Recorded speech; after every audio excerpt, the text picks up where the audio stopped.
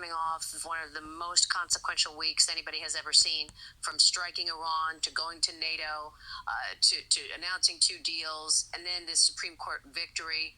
Have you been able to digest what has occurred in the last 7 days? Not really. It was a pretty wild period of time, and I really think in 6 months we've taken the country and turned it around.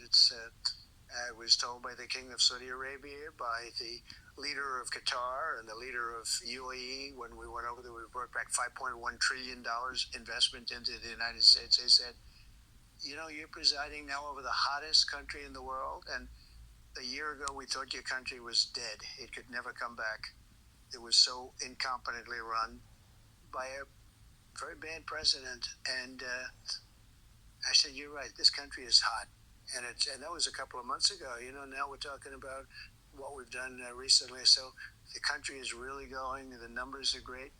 I watch you in the mornings, and you're giving those numbers, and they're really good. No inflation. We have a bad Fed chairman, but other than that, we have, great. It doesn't even matter. The numbers are so good. It doesn't matter that he keeps the rates artificially high. But it's been an amazing period of time. When you went to the Middle East and you strengthened those relationships with all of those countries you just mentioned, did you have an idea that you would have to do something with regard to Iran? Because you teased it a little. You said, look, they've got to come to the table and talk. Something's going to happen. Well, it was getting a little bit hot, and we knew they had a lot of sites, probably 3 plus the 1. But they had 3 main sites, and we knew they were going to have to either give them up. And I thought we could do it during negotiation, and we just about had it done. And then they said, we want enrichment. Enrichment doesn't mean like air conditioning, and it doesn't mean to jack up your car. Enrichment is a bad word. And I said, you got so much oil, what do you need that for? And they said, well, we need it. And I wouldn't let that happen. I think people wouldn't have understood it if I allowed that to happen. So we had a 60-day talk, and that delayed them a lot. And then we said, let's go at it.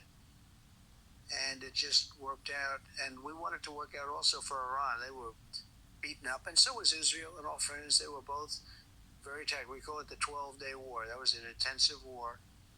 But the thing that I wanted to do, and I've said it on your show, if you look back 30 years ago or 25 years, we've been doing your show a long time, and nobody like you. But you look back at the early interviews, I would say Iran cannot have a nuclear weapon. They've wanted this for years, and they were weeks away from getting it.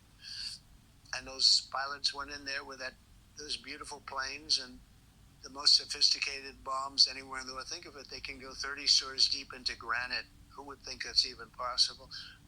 And they did obliterate it, it turned out. Then we had to suffer the fake news, with the fake news in CNN, and the New York Times was saying, well, maybe it wasn't as good as Trump said. Maybe it wasn't totally obliterated, but it was destroyed, but not just horrible. And I could see it happening. And they tried to build that into a story. And then it turned out, no, it was obliterated like nobody's ever seen before. And that meant the end to their nuclear ambitions, at least for a period of time. And a lot of people have said, well, do you think they're going to start again? I said, the last thing they want to do right now is think about nuclear. They have to put themselves back into condition and shape. You tweeted, the Democrats leaked intelligence. They should be prosecuted. Who specifically? Do we know who did it? Will you be able to find out? They can find out. If they wanted, they could find out easily. You go up and tell the reporter, national security, who gave it. You have to do that. And I suspect we'll be doing things like that. Well, those pilots were so courageous, and you want to honor them. Are you going to do something for them? Yes, they're going to come to the White House. But what you said is right. These people flew 36 hours in a small space, a big plane, but a small space that was mostly occupied by bombs. And they flew so brilliantly, and they hit a target the size of this circle. A little target, they say, half the size of a refrigerator door, from 50,000 feet up in the air, going at a rapid speed, because they're going very fast when they're over a pretty rough territory. They're over a pretty rough territory, and they hit it every single time.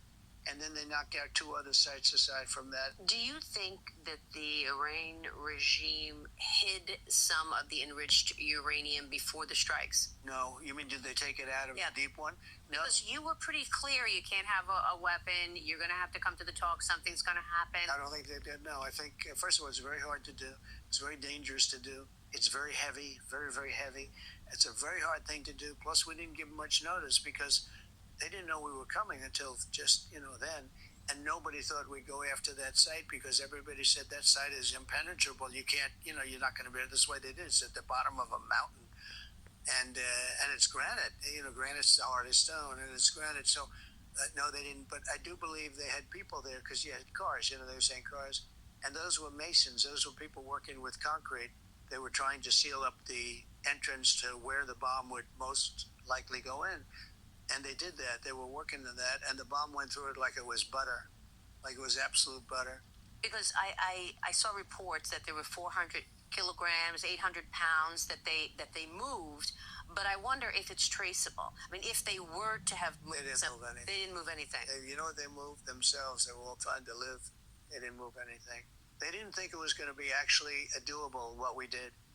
And what we did was amazing. And we went. There were energy commissions that went there now. No, it's just thousands of tons of rock in that room right now. That room, the whole place was just destroyed.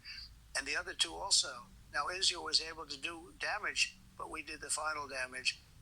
And we have the greatest submarines in the world. We launched 30 rockets from submarines. Every single one of them hit their target. How will you know if he tries to start things up again? Because Iran just said that they are halting cooperation with the UN nuclear watchdog. The last thing they're going to be doing right now, for a period of time at least, is nuclear. They've had it.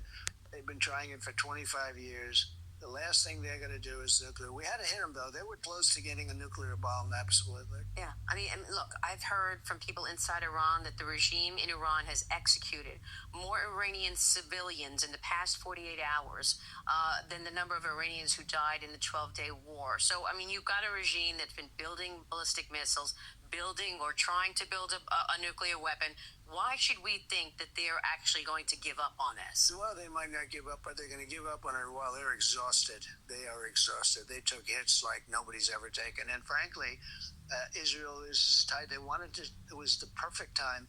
We went in, we destroyed their nuclear capability, and we stopped. It was a beautiful thing.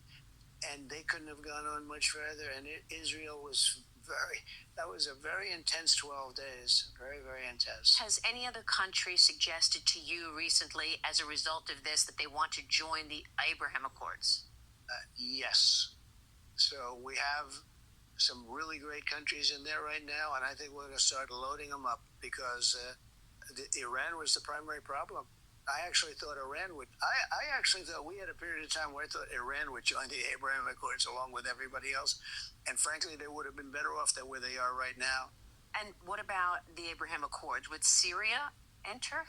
Well, I don't know. But, I did take off the sanctions at the request of some of the other countries in the area that are friends of ours. I took off the sanctions on Syria to give them a chance at, the sanctions are biting. They're very strong. And we have sanctions on Iran, too. And, you take them off when I sort of gave the expression today, you get more sometimes with honey than you do with vinegar. Well, you waived the sanctions on the oil with regard to China. So you're allowing China to still buy the oil from Iran. No, I didn't say that. We have the sanctions on. And if they do a job and if they can be peaceful and if they can show us they're not going to do any more harm, I would take the sanctions off, and the sanctions would make a big difference, as you know.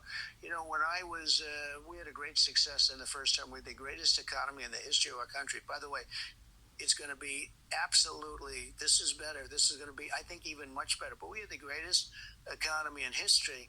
And we use sanctions. You use them very carefully. Sanctions cost us a lot of money. It's not just, gee, we're going to put sanctions on. When you do sanctions, it costs a lot of money.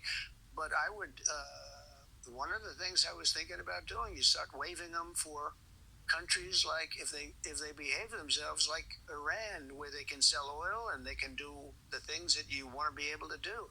The sanctions are very powerful, and it makes it difficult. I'm not looking to make it difficult. I want them to have a good life, but they were trying to develop a bomb, and the reason you try and develop a bomb like that is to use it.